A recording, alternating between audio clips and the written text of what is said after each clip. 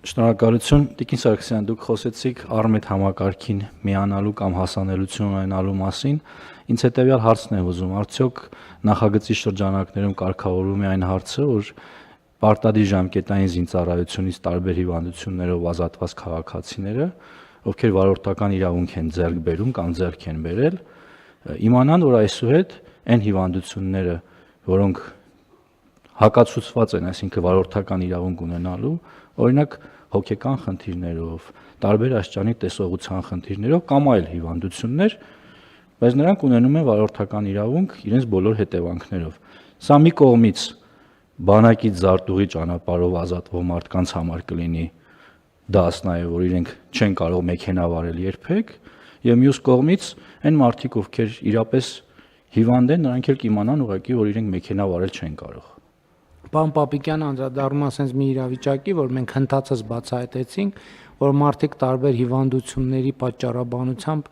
ազատվել են ժամկետային զինծառայությունից, եւ այդ հիվանդությունները անհամատեղելի են վարորդական, մեկ էլ տեսնում ենք այդ մարդիկ վարորդական իրավունք ունեն, ասում ենք, բայց ոնց, ուրեմն ստե մի բան այն չի։ Եվ հետեւաբար թվայնացումը ստեղ էլ այդ հարցը պետք է լուծի, եթե միտեղ արձանագրվել է, որ այդ խնդրեմը կա, այդ արդեն այդ անձի պրոֆիլում պետքա կարմիր լույսը վառի եւ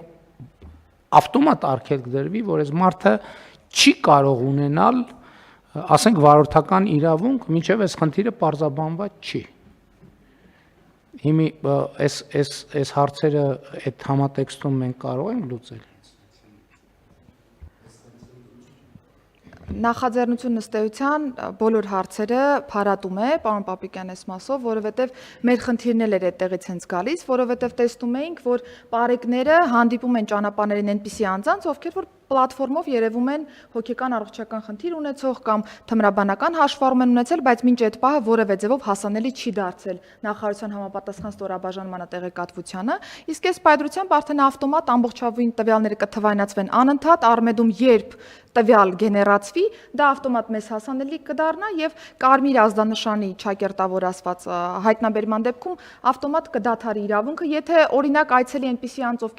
ով մեր պատկերացմամբ որևէ խնդիր ունի առողջական, նույնիսկ Արմեդ, այսպես ասեմ, ուղեգրման ռեժիմով ազդակ ուղարկելու հարցել ենք դրել մեր առաջ, որպեսզի որևէ քաղաքացի տեսադաշտից բաց չմնա, անկախ նրանից, թե ինչ գործարքի համար է եկել նախարարություն։ Դե օրինակ թվայնացում, երբ որ դիմադրության է հանդիպում, նաեւ այս կոռուպցիոն համակարգերի պատճառով է,